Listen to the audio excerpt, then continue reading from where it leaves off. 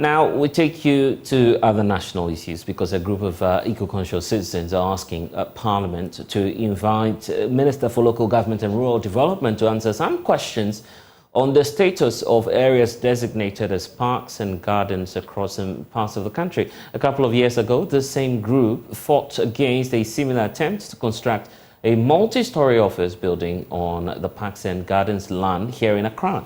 However, members of the group say their campaign is being undermined now by the continuous encroachment on lands designated as, parks and gardens in some public places, with the latest being Wa, which is in the Upper West region. Unconfirmed reports suggest that this said piece of land is an area which has one of the buildings under construction being known as a petrol station, as the reports are indicating. So why is the eco-conscious citizens alarmed about this, and what would they want to see in the coming days? They want the sector minister, Dan Botchwey, to answer a number of questions. And joining us now is the national coordinator for the group, Aula Sawa, and also Rafiq Salam, who's our Upper West Regional Correspondent. We'll get to Rafiq shortly, but Aula, thank you for spending some time with us.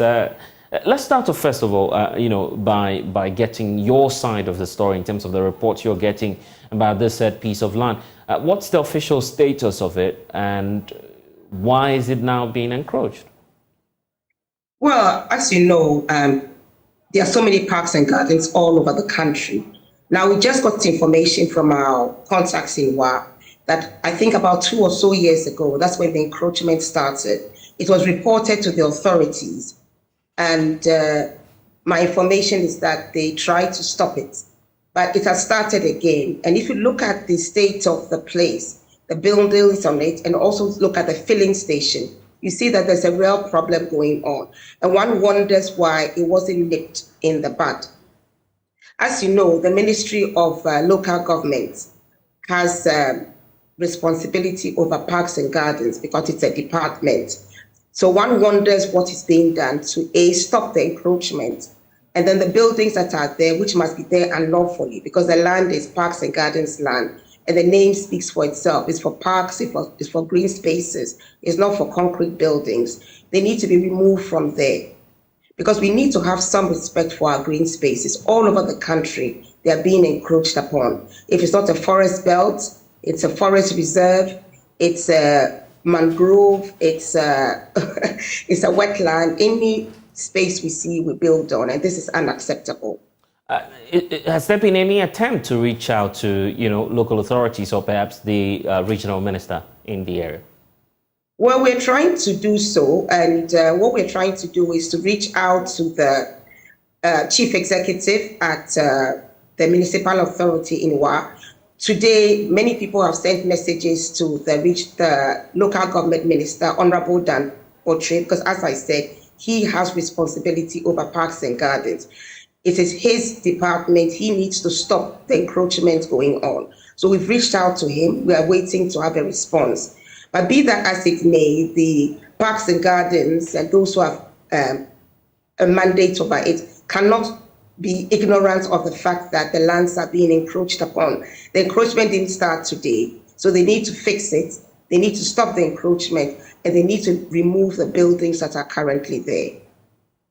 Have you done your checks as to who now owns this property, if there's any political connection or what you suspect might be the case? Well, there are all sorts of rumors. But we don't want to deal with rumors. We want to deal with facts. We know as a fact that the land was acquired for use as parks and gardens. We know as a fact that it's not private property. So if any transaction has taken place, it will be illegal, it will be just plain appropriation of land like it's being done all over the country. We know that forest reserves are being built on. Parts of Achimota Forest have been declassified. Some people want to challenge it. There are all sorts of things going on.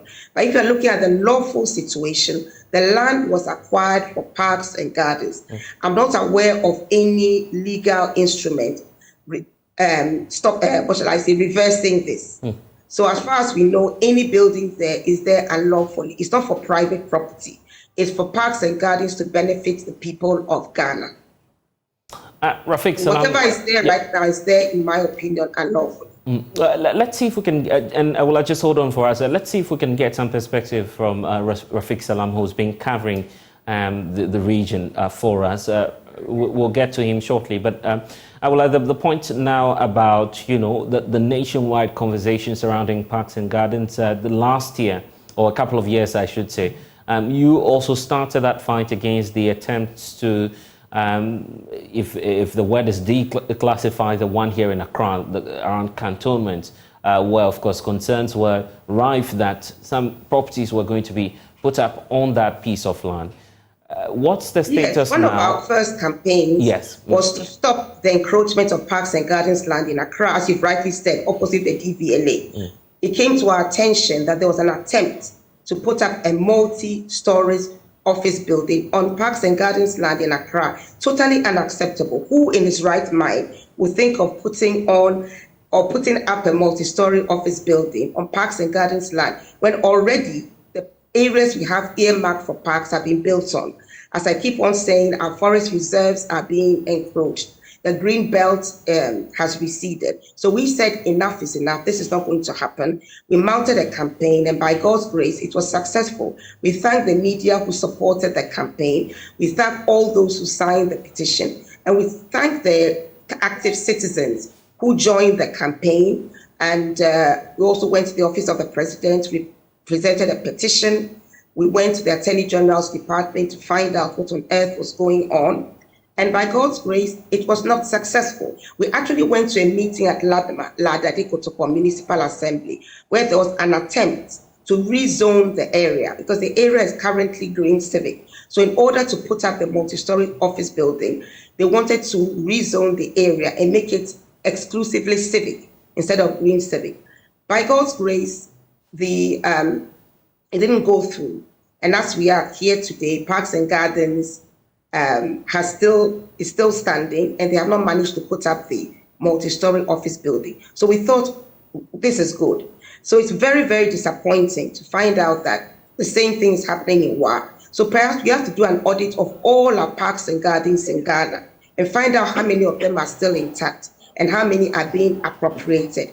Because it seems we can't bear to see any green space. As soon as we see a green space, we decide we have to put a concrete building on it. Totally unacceptable. We go on so many conferences, we sign so many agreements, but we have no regard or respect for a green space. I see. And there's a call you're making. We'll explore that shortly on the minister to be held before Parliament, as you're asking to answer some questions on the status of perhaps not just what's happening in WA, as you're putting it, but across the country as well. Rafiq Salam is in that part of the country and joins us from the Upper West region. Rafiq, you know, the calls and concerns surrounding this parks and garden lands in the Upper West region, WA to be precise.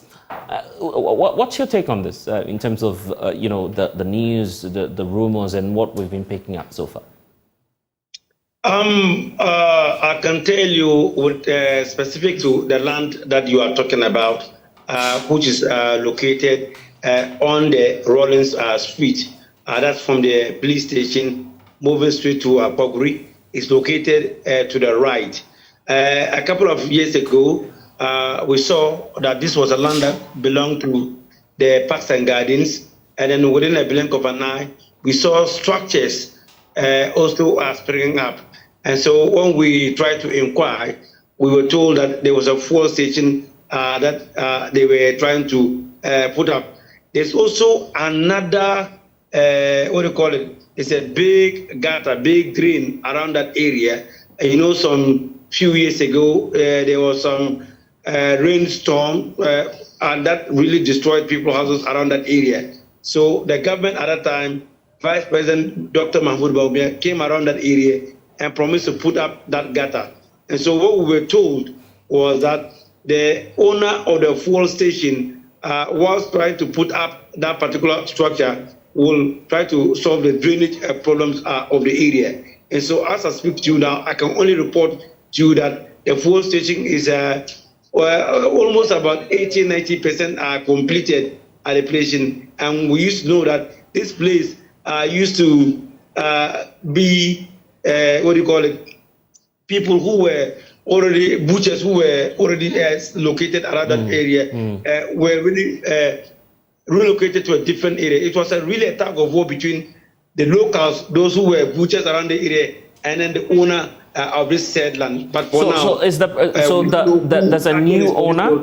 So there's a new owner. That property has since been bought by this private developer you're referring to. Yeah, what we are aware of is that this particular property is not for the government of Ghana, though the land actually is for the parks and gardens. What we're told was that it was given to a private person to put up this police station, but unable to tell you who actually is for the police station that has sprung up within 2 years in that particular locality. 2 years, you say, and the promise is that this developer will solve the drainage problem, as you're pointing out. Was there some sort of a barter arrangement for which the said area is being taken over? We don't know much about this, but what we know was that it used to be a place that we used to have lots of butchers who were dealing with Shivon meat of goats and also sheep. That it was actually like a goat or a sheep market. And, these people were told that we compensated by the private owner, and then they moved to where the old butcher shop was. And then also we also saw this drainage or these gutters that were being also worked on by a contractor.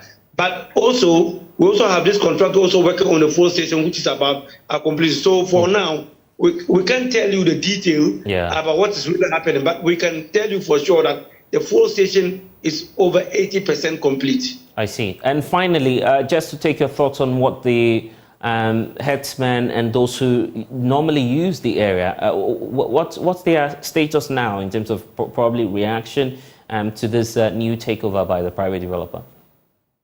It was really a tug of war between the people who used to use the place for their business and also the assembly. I remember the one municipal chief executive, Isakuta, at the moment, really had it tough, when they tried to even relocate the people from that particular area to the old butcher's shop. And so we don't know for now the terms and of agreement between them and then those butchers. But also the parks and gardens too, though they are government agency, but they were also on the quiet, because for them I will tell you that their arms were twisted to their back, were tied to their back. So there was no way that they were talking about it, because even I can also report to you that there were even residents from the Dobile community who also said that that whole land does not belong to the government, and so it's really a complex situation. You have these landowners who are also saying that the whole land doesn't belong to, government, or like for that matter, the parks and gardens. So you have the assembly that also came in. But what I can tell you for sure that these butchers have been relocated and they're now doing their business very well around the old butcher shop. All right, and I'm grateful that you're providing this context to the conversation. Rafiq Salama, Upper West regional correspondent there. Grateful for this update. Let's round off this conversation. The point about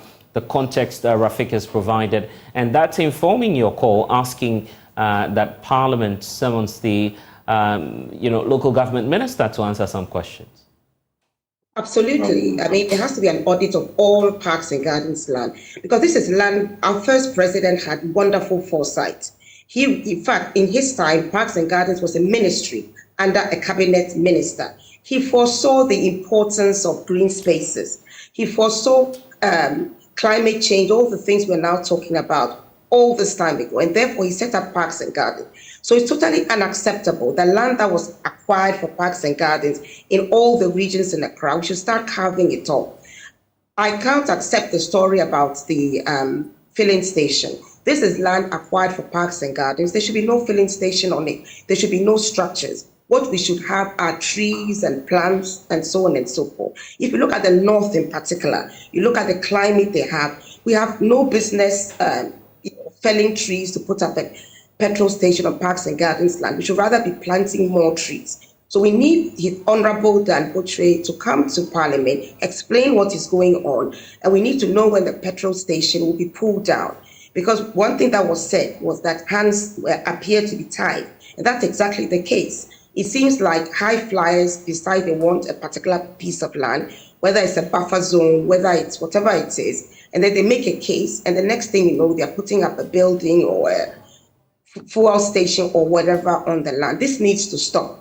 This needs to stop. What consultation have we had about the whole affair? You can't just, start carving off land that belongs to parks and gardens to family and friends. That's totally unacceptable. So let's have a public inquiry. Let's find out what is going on. But in the meantime, we would like the Minister for Local Government to be invited before Parliament to explain to us what is going on, when the unlawful structures will be demolished, and how we are going to ensure that all parks and gardens within Ghana remain intact and are not carved off to persons unknown. Ola, so I'm grateful. We'll leave it here for now and see what Parliament will do about this. We'll also be monitoring the space and bringing you some updates, as Rafiq Salam is pointing out to us.